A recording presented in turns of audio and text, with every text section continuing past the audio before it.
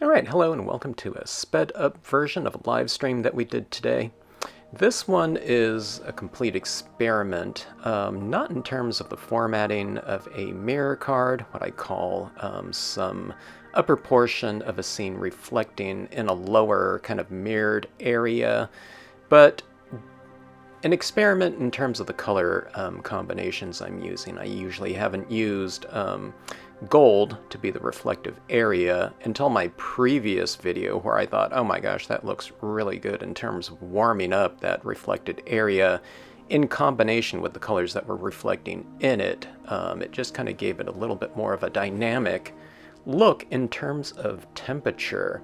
Maybe not good for everything, but on the color schemes that I used in that previous experiment, it worked really well. And that one of them was red, kind of aurora borealis scene. So I thought, we have a deep red looking foil. Why don't we try some of that? And that could make the entire process go much faster. These foil cards are pretty minimal in terms of our usage of media, potentially. So I thought I'd give it a try and see what it looked like. I never know exactly what these new combinations of media will look like, be it foils, papers, vellums, whatever. But I thought I'd give it a try. And I also wanted to try more of the stays-on applications of media as opposed to always using brilliance inks, which also dry on the foils, but they do require heat setting and spray sealing, okay? The stays-ons don't require that. Now that being said, I am going for this kind of a white kind of reflective glow going on around my lightning strikes. You can't do that with stays-on. You'll never get this kind of blending of media using stays-on. It just dries too fast. I've tried it before, even with the white stays-on, okay? Now I know this doesn't make any sense at all in terms of what those kind of blobby areas of white ink represent, but here's the thing. If I stamp that lightning stamp over the top of that foil, it's going to be a black impression on a dark foil, and you won't be able to see any of the imagery. So you have to kind of block out some areas in the background over that foil. Red is not a dark foil, but remember it is very reflective, so you can see it almost looks black in some areas because it's, in this case, it's reflecting my ceiling, so you do have to get a little bit of contrast going in there, just something for that ink or the image to stand out. Okay, so that's what I call blocking out. You can see it on my other videos using foils, okay? So you can see that lightning image on there. This one's the cloud with lightning large.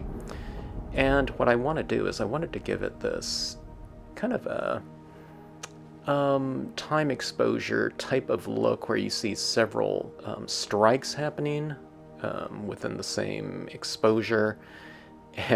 And I'm cleaning off my stamps here. I'm just showing people in the live stream that you can clean off stays-on ink. Apparently with just water, you don't have to use a stays-on cleaner if you hit it right away. That's the case with Stampscapes stamps. I'm not sure if that's the same with all different types of rubber stamps. It depends on what rubber they're using, but it seems like it works just fine with 100% red rubber, which is the best rubber to use because it's the most dense and sealed off as opposed to some types of rubber that have a clay filling in there. Okay, now I do heat set my Brilliance ink just so it dries. I'm not sure if the stays-on ink would adhere to a wet application of that Brilliance ink. But just to be safe, I do heat set it, stamping out my imagery right into there, okay? So you can see those cloud structures in there, all right? Now I have a big blobby area of white to the left side of that first impression going from left to right, but I'll try to remedy that with some additional cloud cumulus impressions, okay? And I'm just kind of winging it here. I didn't plan this out. I wanted to see what things look like as I went, and I was just making this up on the fly in front of a live audience. But why not? It's in terms of the spirit of kind of exploration and things like that, we should delve into things that we haven't tried before. I mean, that's really the fun about certain things, not kind of just following kind of an instruction, but going into these unknowns a lot of times. And, when we come out with something kind of different or unusual or new and exciting, it's always fun. And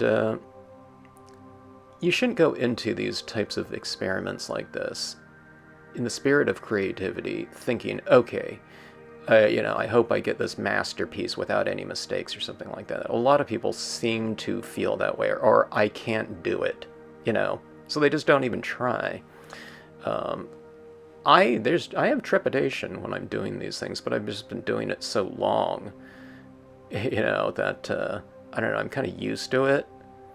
And I'm just not afraid of whatever. Now, if I was using a $5 piece of foil, that'd be different. But this one right here, it's cheap. Paper's inexpensive, relatively speaking. I'm talking per piece, so it's not really any big deal. On this foil right here, I got it for, 60 full-size sheets for about $15. So no problem, if I mess up on there. Okay, so you can't see these lightning bolts too strongly, so what I'm doing is I'm going in and I am going along with some of those bolts. Not all of them, okay, I want to pull out some of the more main ones, they kind of branches out into these secondary arms, but I didn't color all of those. I colored quite a bit of them with this larger strike, but I wanted this to stand out. In these mirror types of situations, you need to get a pretty decent amount of contrast going. Otherwise, you won't be able to really see it very well. After all, we're not using like a mirror down below. We're using another piece of foil, which can be reasonably reflective, but not totally reflective. So, see that now? I mean, you have to kind of do that top portion with the idea of the bottom reflection being, reasonably visible to make it an effective type of mirror card, okay? In my opinion. Okay, so I'm trying to figure out what I want to do in here. And holding that up in that mirrored area before, I thought, man, we maybe, I'm not sure if the trees that I'm going to stamp into this red foil are going to stand out very much, because that bottom portion still is reasonably dark. So again, black against dark isn't going to stand out very much. But I don't want to just white it all in, so I was thinking maybe we'll illuminate and texturize the entire piece with some splatter painting. I think splatter painting can give pieces kind of a really dynamic trait or quality to the entire scene. It gives the scene a little bit more movement like that. Now, I mean, it looks crazy like that, but in the situation like that, you don't have to get too kind of analytical about it and say, well, why would there be, this thing in the sky? We're just, you're an artist, and you might be doing things for the point of texture, lighting, contrast, and everything like that, as opposed to, well, what would we see in the real world, It's not like that when you're doing cards. It's really whatever's going to suit our needs, and we are the creators of our stage here. So think about these cards more in terms of when we're creating them, even when it's a scenic scene like this, I would think about it more in terms of being your stage, and you're a set designer or lighting director or all of it in one. And you're just doing things to suit your purposes to create whatever type of emotional quality you're going after. Now watch this impression right here. I totally slip on this one. See, I wiggled it there. Oh my god. But it doesn't look too bad. It just looks like a fat tree. Now I don't want to wiggle it by, I don't know, a quarter inch or something like that. But here's the thing. If I did it in Brilliance ink, it probably would have been okay because I can just wipe the whole thing off, but with StazOn, it's pretty permanent and it dries very quickly, so I just went with it. So in this case, having that kind of lower contrast and not having it not so visible in that background, dark against fairly dark, you know, worked to my benefit. All right. So I was a little bit more careful from here on. I think I did slip one more time.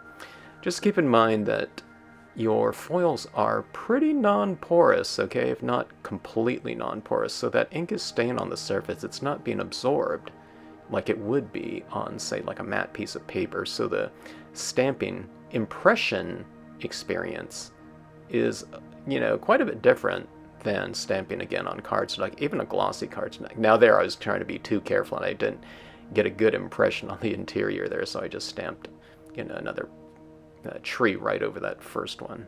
Okay, so I'm being a lot more careful here. I think I just skewed that one a little bit too, but just be aware of that. You'll get the feel of it as you go along. All right, so that's my foreground right there, contrasting against my background in there.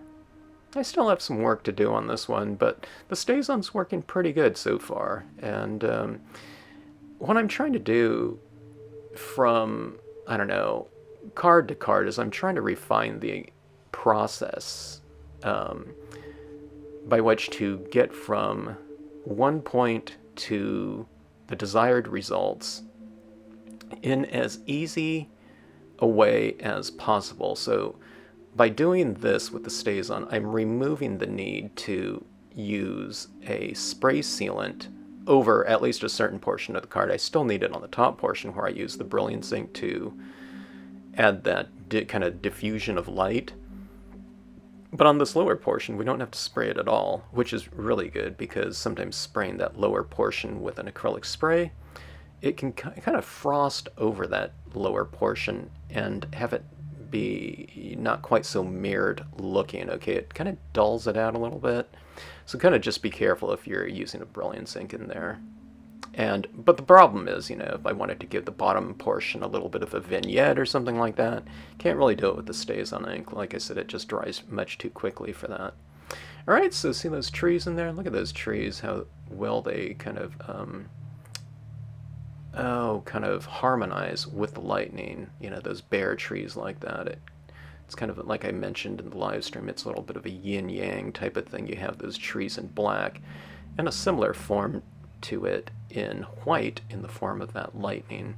Okay, so that lightning up top there, I mean, it looks okay as is, but I want to illuminate it a little bit more and to bring in some texture to that area, okay? So I think that's what I do next here. Let me see. I'm analyzing right here and talking to the viewers of this, of the live stream. I'm trying to figure out what I need to do here, so I don't know. Sometimes it takes me a while. Okay, so here we go in, with a pigment ink on a Q-tip to illuminate some of those lightning bolts, okay? So I'm just going to start off with this main bolt on the larger cloud with lightning impression, okay? And notice how it's going on very slowly, okay? Now this video is sped up 4 times, okay, but I'm not going on here with a big blob of white ink, and I say this on every single video, but when people first start doing this, a lot of people don't do it, let me put it that way, okay?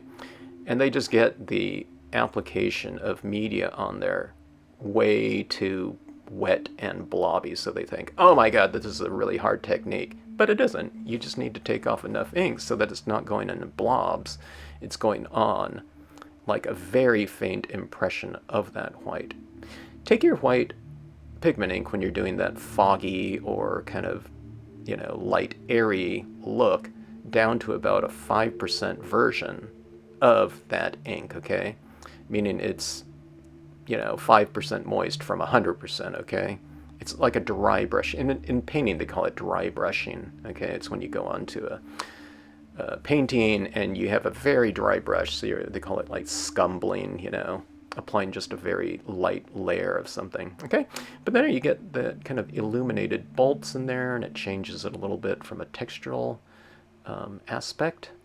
All right, I'm going and grabbing some of these rocks down here. I add some of these rocks down here, but in retrospect, I thought, maybe I shouldn't have added so many. I don't add a huge amount of these largest ones, but sometimes it's best to keep these mirror cards a little bit more simple, just because of that reflective quality in both the top scene and the bottom portion of it, okay? And this one's a half-page scene too. I think I felt the need to fill in a little bit.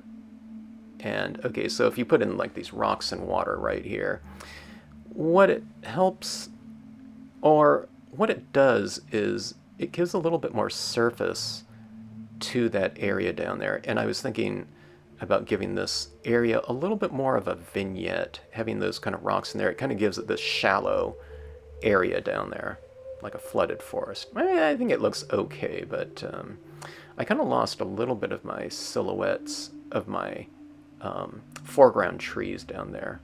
Okay, so I'm trying to think of what quote stamp I want to put in here.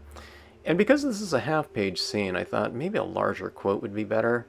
But having these 3 lightning bolt strikes in there, I don't know. I tried to find a quote that would fit that this visual theme in here, and I kind of went with the first one that I was thinking of. It's fairly small though, and I am going to stamp it in white.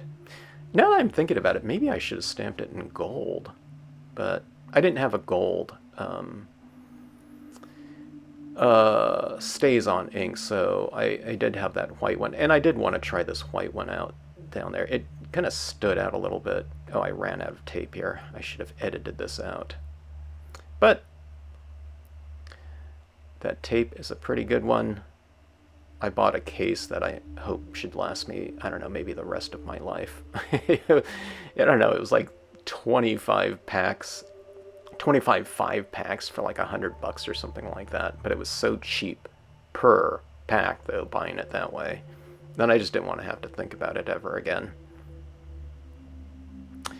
Alright, so that's what it kind of looks like right there. I am going to do some tweaks on here, and I'm just showing people what it looks like in the silver, but look at that gold there. It's just really rich, again, in terms of the temperature. Okay, so this is my Stays on White pigment. I've never stamped something before until I did a little test print right before this video. Did a test print on that red foil right there just to see what it would look like. I made a mistake here of Stays On, holding this down for too long, okay? And it dried on me. Look at that. It's like, it stuck like glue, and I was worried that I was going to, I don't know, pull some of that foil off, okay? But I like that look there. I like how that white looks like it's floating on the surface like that, in mirror impressions like that. I love text in that reflective area.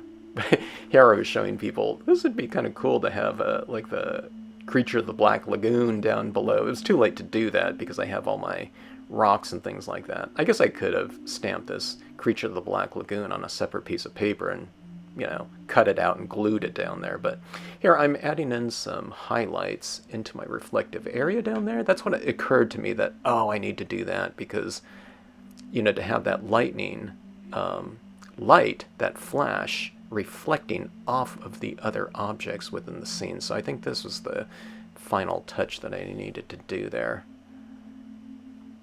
And there's some alien up there in that reflection. I don't know who that is.